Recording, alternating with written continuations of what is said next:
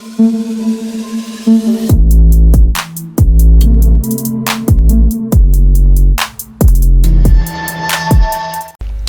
teman, selamat pagi semuanya buat seluruh komputer di channel.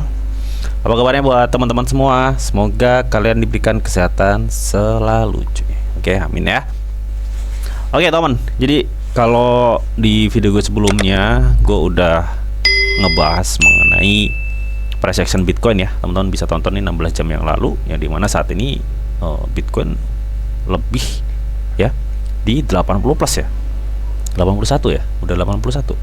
Nah 16 jam lalu ini gue masih di 79 ya kalau nggak salah ya. Teman-teman bisa tonton dulu deh. Oke, nah di kesempatan kali ini gue nggak ngebahas Bitcoin, tapi gue akan coba untuk melihat ya bagaimana price action dari Ethereum. Nah ini gue udah masuk nih di marketnya si Ethereum ya. Dan nanti ini seperti apa kondisinya ya, karena ini ada salah satu aset koin cryptocurrency terbesar kedua setelah Bitcoin. Jadi cukup penting banget sepertinya untuk kita mencoba melihat bagaimana pergerakannya. Oke. Nah, untuk nanti apakah ini akan terjun atau turun, dan turunnya nyampe mana, kalau naik nyampe mana, nanti bakal kita bahas bareng-bareng di analisa ini ya. Jadi pastiin teman-teman tonton sampai habis. Oke, kita nggak usah lama-lama ya, nggak usah lama-lama lah pokoknya. Kita langsung gaskan baik ya. Ini bagaimana kondisi dari market Ethereum, teman-teman. Kalau kita melihat kemarin pola pergerakan dari Bitcoin ya, yang bisa dibilang acuan lah ya dari pergerakan market kripto yaitu Bitcoin, itu cukup mengerikan ya, sudah di overbought banget teman-teman ya, di time frame 2 hari ya kemarin ya. Nah lantas ini bagaimana bang kalau di time frame 2 hari untuk Ethereum ya? Kita lihat aja di time frame 2 hari. Ini kan 1 hari nih, 1 hari udah resisten dia. Nah di time frame 2 hari sama, Ethereum sudah berada di area resisten. Dan pola-pola pergerakan untuk Ethereum nih mirip cuy, serius mirip ya. Ini yang memungkinkan kenapa gue bikin videonya sekarang. Jadi biar teman-teman tuh nggak telat nanti, takutnya teman-teman buy sekarang, teman-teman nanti beli di pojok gitu cuy. Oke, so kita akan coba cek dulu di time frame 1 hari ya teman.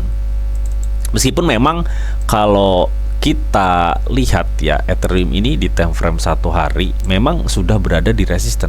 Bang, itu kan udah jebol itu resisten sebelumnya di sini ya, di tanggal 6 Mei 2026 ya. Ini juga di tanggal 16 April 2026. Ini resistennya udah kelewat. Harusnya kan bisa up, Bang.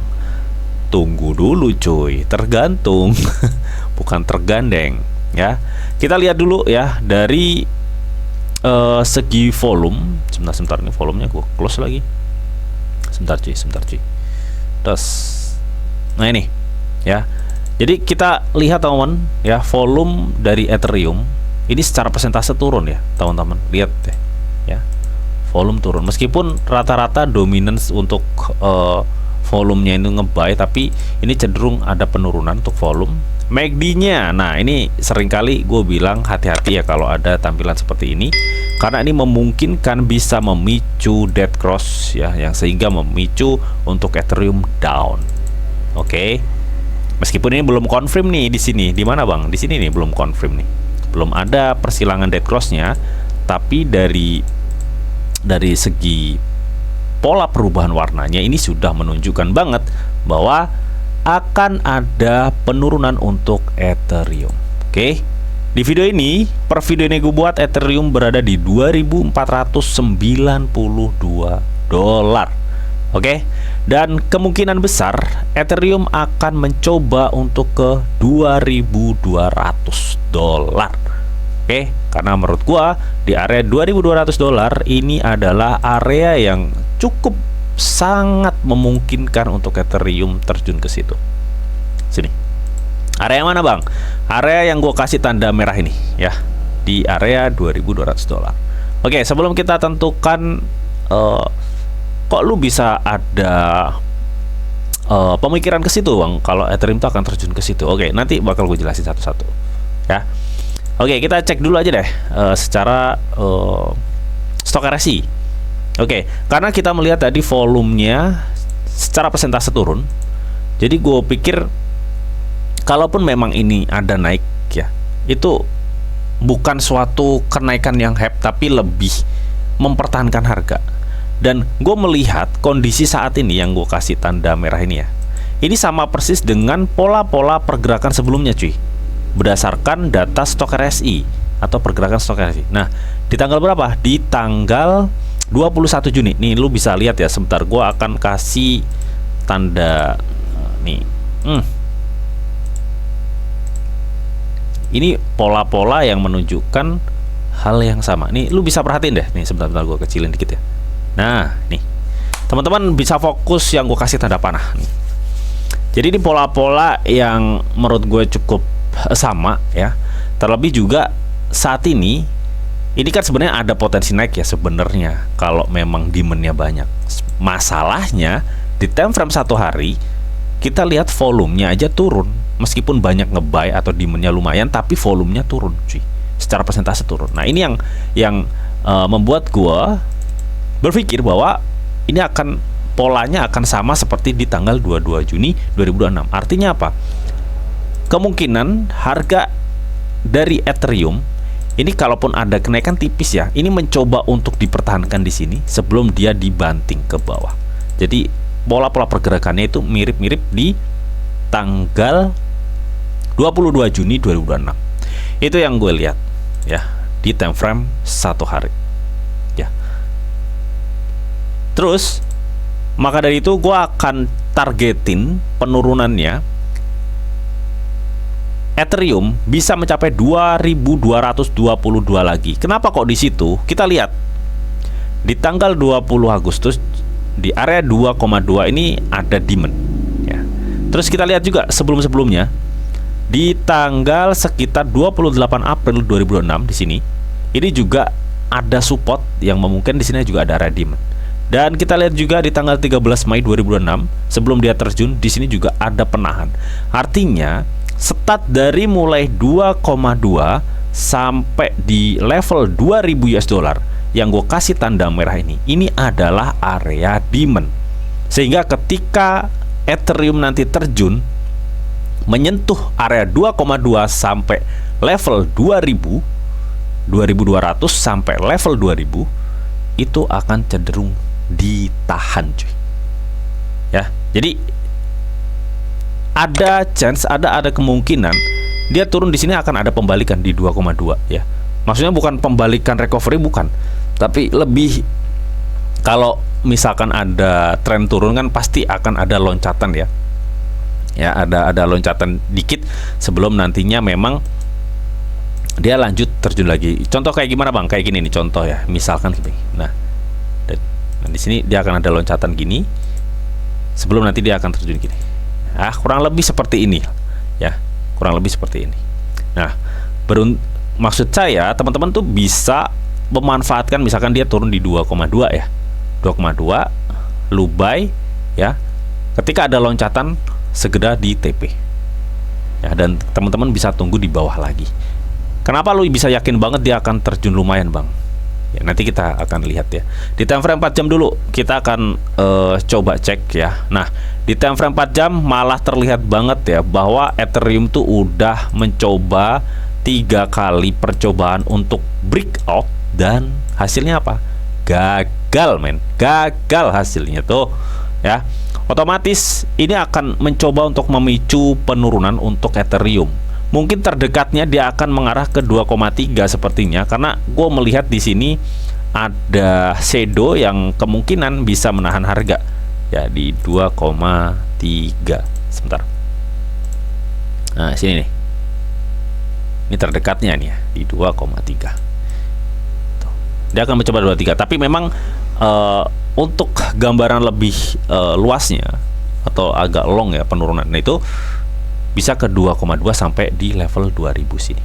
Di area sinilah pokoknya. Untuk terdekatnya di 2,3. Itu yang gue lihat. Nah, Stok RSI-nya gimana bang? Stok RSI-nya nih, lo bisa lihat ya. Aduh, mengerikan. Stok RSI di time frame 4 jam untuk short term ini benar-benar memicu penurunan, men. Memicu penurunan. Oke, jadi buat teman-teman jangan masuk dulu ya, atau teman-teman yang mau open short ya, tapi jangan leverage gede-gede. Jangan leverage gede-gede. Pastiin stop loss berada di atas level 2,5 ya. Atau teman-teman juga bisa kasih stop loss di sekitar, kalau main future ya di 2,55 ini ya. Makanya untuk mencapai SL di sini teman-teman jangan leverage gede-gede ya, 5 kali lipat cukup lah ya teman-teman ya. Agar apa? Agar biasanya kalau akan ada turun itu biasanya kan akan dimusnahkan dulu ya, untuk orang-orang yang open short itu akan dilikuidasi dulu sebelum dia market dibanting turun gitu. Takutnya teman-teman pasang stop loss tipis banget di sini misalkan ya, tiba-tiba disutul des, baru dia stop loss teman-teman kena, dia terjun tinggi. Nah, yang ditakutkan seperti itu. Makanya jangan leverage gede-gede.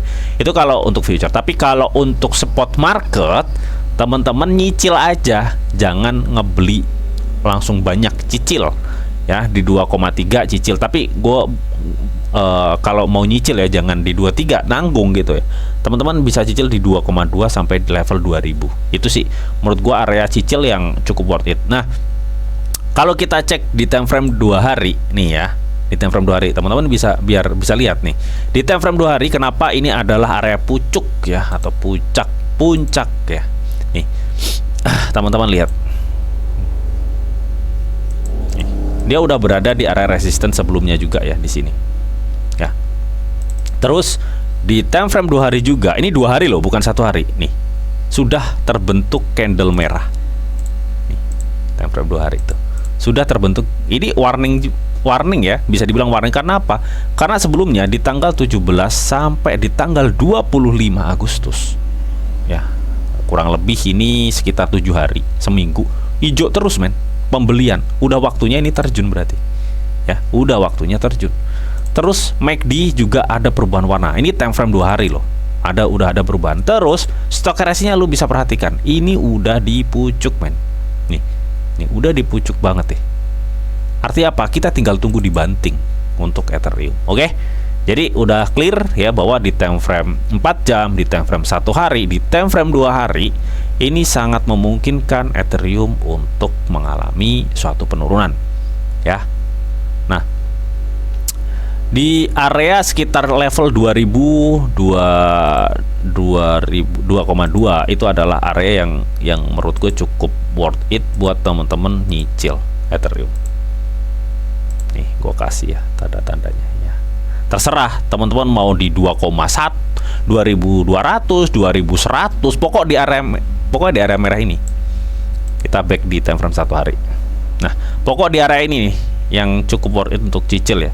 Kalau di 2,3 ini kemungkinan teman-teman bisa memanfaatkan pantulannya nanti ya. Ketika dia turun di 2,3, mantul dikit bisa di TP ya untuk scalping aja. Tapi untuk spot market ya, teman-teman bisa tunggu di 2,2 sampai 2000 ini untuk penurunan Ethereum. Itu kalau menurut gue sih lebih aman ya, lebih aman daripada kita maksain masuk di 2,3. Itu sih kalau menurut gue, dan itu adalah analisa gue untuk bagaimana pola-pola pergerakan Ethereum saat ini. Oke, semoga informasi ini bisa bermanfaat dan tetap sebelum gue akhiri video ini, di sini ada disclaimer on bahwa untuk trading dan investasi di dunia cryptocurrency itu sifatnya sangat berbahaya atau sangat-sangat berisiko tinggi. Jadi bijaklah kalian nih dalam mengelola atau memanajemen keuangan kalian. Semua keputusan yang kalian ambil adalah tanggung jawab kalian masing-masing. Di sini didiamkan informasi yang tahu untuk kalian semua. Oke, mungkin itu aja yang bisa gue sampaikan di video ini. Semoga video ini bisa bermanfaat.